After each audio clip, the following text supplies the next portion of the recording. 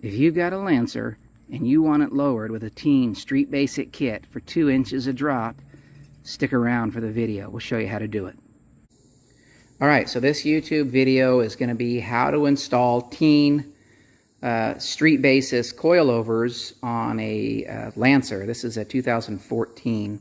First thing we did, you're seeing it jacked up, but the first thing we actually did before we lifted it off the ground is we just took a tape measure and we measured from the floor to the center of the wheel well here. There's a measuring point, and then with just painter's tape we wrote the dimension. So it was 27 inches from the floor to the top of the wheel, and we did that on all 4 of the wheels so that we knew what our stock ride height was from the ground. That way when we lower it to the floor and start adjusting, the coilovers will have a basis of where we came from. Okay, so that was first step. Second step was to jack it up. We put it on 4 jack stands. You could just do one at a time, of course. We chose to just get it off the ground.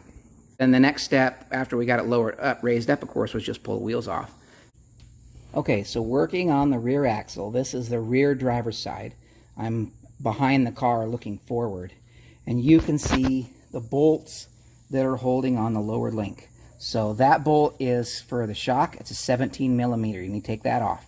And then that holds the end of the link on. You need to take that bolt off as well. And then, of course, this is the anti-sway bar end link right here. You're going to need to take that guy off. He's a 14 millimeter nut for him. When working on the rear, you want to take your end link off first, like Luke's doing now. Then the next bolt you want to take off, and that's the 14 millimeter that he's working on now. And then the next one is a 17 millimeter for the shock. You want to pull it off. Luke, you got to move that end link out of its hole still. There you go. Yeah, pop that guy out. Yep, get him swung out of the way. Good. Now go ahead and pull your shock off. And that shock, once you finally get the bolt out, you'll have to knock it out with a screwdriver and a hammer. Once you get that guy out, the shock will push through the bottom there and takes the pressure off. That's why you do it before you do the final end link bolt. So you just use a big screwdriver or a pin and drive your bolts out like that. Now we put this floor jack under there because remember that shock's got pressure, so we were taking some of the pressure out. And that's also why you pull the shock off first. So after you take the bolts underneath the car off first, then you come and get these 2 14 millimeters that are inside the car. Yep, now push that bottom link down out of your way so you got enough room to pull that shock out. Good job, now the shock's out. We're going to take this factory parts off the top that you need to reuse off. Since our coil spring compressor that we were able to borrow for free from AutoZone doesn't work on this small of a spring, unfortunately we're going to do it without the coil spring compressor, which would make it safer. But having done the other one already, we know this isn't that big of a deal. So I'm going to secure that with my foot, and I'm going to take this nut off, and when I do, that's going to shoot the shock that way. And I wanted you to see that so that so you would see what we're talking about. Okay, so when assembling the shock to get installed, it comes like this. You need to install each of these parts in the correct order. So if you look at your manual, it gives you the diagram of what order they go in. First thing you want to do though is you want to set your base height to 1.3 millimeters. That's a starting point. Of course, it's going to be different after when you lower your car. But if you set them up the both ways, if you set up both of the rear shocks according to the instructions, then you start from the same point and you can keep the car even as you adjust it. So 1.3 millimeters from the bottom of this black to the bottom of that screw, that nut. Then you have your white plastic washer in there, then your spring. Then you need to install the dust boot that comes in the kit but not installed. So you need to install that. It's the one that's marked 2755 down on the bottom. So obviously it's got a smaller hole. So the ones that go for the front are got a bigger hole, and so they're obviously for the front. But it tells you which number to use in the kit. So you install your dust boot, then you install the washer that came with the kit, and then the sleeve, and then you install this big washer that was originally on your car, so that's getting reused, and then this deal is actually up inside of your top mount. This obviously came off of your car when it was new. It probably is going to still be like that on yours, but all of that gets reused and slid on there, and then you install this washer, and it's kind of like bent or dished out. It actually goes like that. You might think it goes down, but it doesn't. It goes up. And then you want to use the brand new nut that came with the kit, not the old nut that you took off. And then you tighten this nut down to, I think it says on the kit here, 21.7 foot-pounds. So you can grab with the pliers up here on the flat and then tighten that down to the 21 foot-pounds, and then you're all set and you're ready to install this. All right, so when you're reinstalling the new shock, you want to load it in there and get the top 2 bolts put on first, just so that it holds it up in there. Then the next step would be to come down and to get this outer bolt. And as you want to line that bolt up, you'll notice that the holes don't really line up. And I mean from like this kind of a direction, not obviously this direction too, but this direction, the holes won't line up. So that's where you take this lowered link and you actually raise it up, lift it with your hand, and then you'll see those holes start to line up a little better. That's why you want to do this outer bolt before you do the shock. Otherwise the shock's going to be pushing down and causing you a fight. So install this one first, lift up to get things to line up, and the bolts slide right through with your hand. You don't need to bang it with a hammer, nothing goes easy. Then go ahead and install this guy, same idea, and then go ahead and get your end link installed, and then torque everything down. These lower ones are torqued between 80 and 100 foot-pounds, and the top ones inside the car should be torqued at around 30 foot-pounds. All right, so installing the front Teins, what you want to do, and then go ahead and loosen these 14mm bolts, and you loosen them all the way up. But don't take them off, because it's going to be helpful to have those in place still when you're breaking the stuff down here apart. Otherwise, the whole thing spins and it's more difficult. So leave those in loosely.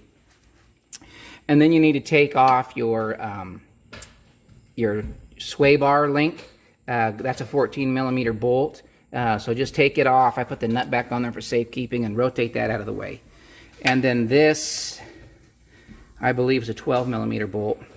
And go ahead and take it off. That's just holding the bracket for your brake lines. And also be real careful with this little line down here. This is for your ABS, your analog brake system. You don't want to mess that up. In which case, also, these lines are still connected to your wheel, right? So we put a jack underneath the A-arm, so that way it's kind of holding the weight. Because as soon as I take these two, I believe they're 19mm bolts, then this whole link is going to fall down, and you don't want to just pull on this ABS line too hard. So we put a support under there like a jack. But then it's just take these 2 bolts off, and then these guys here up on top, and the old shock will come out. All right, so we've taken the front driver's side strut out of the car. And we need to reuse the top cap here, the mounting point. And the coil spring tool that we got for free at the auto parts store isn't fit this very well. So we're just going to take it off and let that shoot out. So you're just going to make sure there's nothing in the way that's going to be hurt, no people or anything that's going to get damaged. And don't hold on to this part, let it go. And this is a 17mm socket. Alright, so to set up your front springs, first thing you should notice is the part numbers. Luckily, on the bottom of the part number, there's a -L or a -R for left and right. So make sure you're using the right one. Then you need to set up the basics of your spring. The dimension between this bottom nut and the bottom of this black is 1.2 inches for the front. Okay. Now, obviously, when you lower your car, you're going to change that. But if you set both fronts up to the same beginning dimension, baseline dimension, as indicated in the instructions, it helps you know that you're starting at the same spot. Set up to 1.2, and you want to make sure that you get both nuts, that you've got this white plastic thrust washer, your spring, the bump stop comes installed. This comes in the kit. It is the 2628 is the last numbers of the part number. It's got the big hole on top. There's some others in there for the rear that have a small hole. So you put one of these in there and push it down the shaft.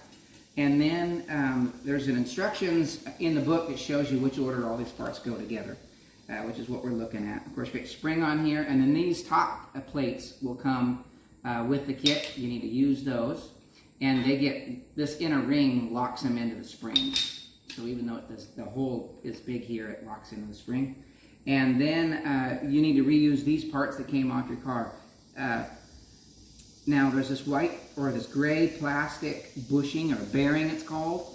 It is installed with grease from the factory. So I wiped it off real clear, and then I used some white lithium grease to grease it up nice and good again. After we got that, we go ahead and use the brand new nut that comes with the kit and install that on the top. And you just kind of have to be creative. There's a way to hold it at the top of the bolt with a pliers or a wrench so it doesn't spin, but you got to get the nut started first.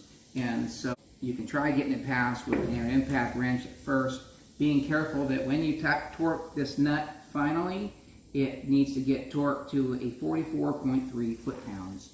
After you've got that, it's ready to get installed in the car. So we're going to install this in, getting the holes through the top here, and then either someone helping you down below or using another hand, just get at least these bolts started. They don't have to be torqued yet, although when you do torque them, it's 30 foot-pounds. And they're 14mm nuts. But just get them started with your fingers to at least get it holding in place. And then we've still got this supported on our jack so that we're not pulling too hard on our ABS lines or our brake lines, either one. And we get this lined up, and you're going to see that it's it's really far off, right? I mean, that top bolt was far away. And that's why having peace of mind of having set that first really helps. So with the jack in there, we can now, keeping everything else out of the way, start lifting this up.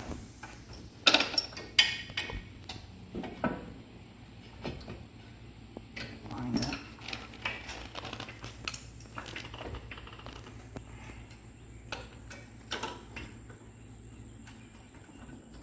A good amount of wiggling to help it get into place.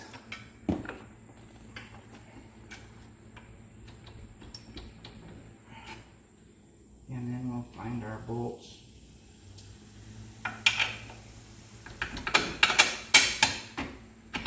Thread them in.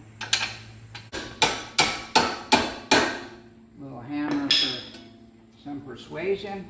And these are 19mm nuts and bolts. Get them installed, and then just reconnect your ABS lines and your brake-hose bracket, and then you'll be good to go. These ABCS brackets have these little bumps. They go in these little holes back here on the mount. They just will clip into place on each side, front and back. That holds it in place. That goes onto there. Reinstall your end link up here and torque it all down. This guy needs to get torqued to 35 foot-pounds. This guy just needs to be tight. I didn't find a torque spec for him. Probably 20 if you want to do it, but don't go too much. It's a small bolt. These guys need to be torqued between 80 and 100 foot-pounds. So I went with 90 just to be in the middle. Once you get all those retorqued, then you can put your wheel on the car. After all four wheels are on the car, everything's been installed, then that's when you can start using your measurements that you started with and adjusting your adjustment nuts and start lowering your car to whatever it is you want to be at. And that's as easy as that is. Job's all done. we got about 2 inches of lowering by using that factory recommended spec in the book of 30 millimeters of space on the front, 34 millimeters on the back. So it was a good idea to have used those settings in the owner's manual of that Tein kit, because I actually thought that was going to put it back to stock height, and it didn't. It put it at about 2 inches lower. It definitely was 2 inches on the front. And here's what the back looks like dropped. It was actually about 1.25 inches of drop on the back by using the factory spec and the Tein. And this is what you'll get if you install that Tein Street Basic on a 14 Lancer.